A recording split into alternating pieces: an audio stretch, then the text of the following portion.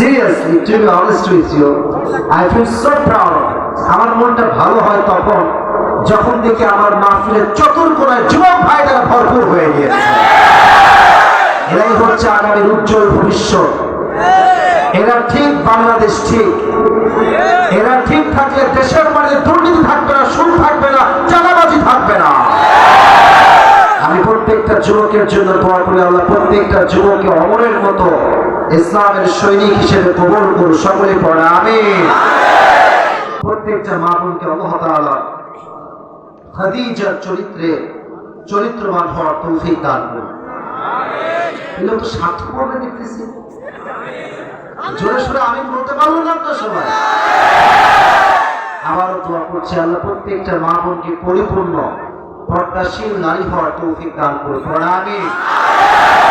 এই যে আমরা মাঝে মাঝে ওয়াজের মাঝে বলি আজকালকে মেয়েরা সব খারাপ হয়ে গেছে, একটা মেয়েও ভালো নাই। তুই বিয়ে করবি কারে রে? তুই বিয়ে করবি কাকে? সব মেয়ে খারাপ হয়। এখনো কিছু মেয়ে চরিত্রবান আমাদের দেশে আছে, ঠিক না বাবা? তবে চরিত্রবান বোঝা আজকে বড় দায়ী হয়ে গিয়েছে। আজকালকার মেয়েরা বোরকা পরেও টিকটক করে বেড়ায়, বোরকা পরেও ভালোবাসার দিবসে প্রেম করে বেড়ায়। দিনদার কে আর কে দিনদার না বোঝা বড় দায় হয়ে গিয়েছে। আমি আমার প্রত্যেকটা বোনের জন্য একটা কথাই অ্যাড্রেস করব। শুরুর কথাগুলো খুব দামি বলছি, তারপরে তাফসীর গিয়ে আমি জাস্ট তাফসীর বিষয়গুলো হাইলাইট করব। এখন বাস্তবে কিছু কথা বলছি, মনোযোগ দিয়ে শুনবেন।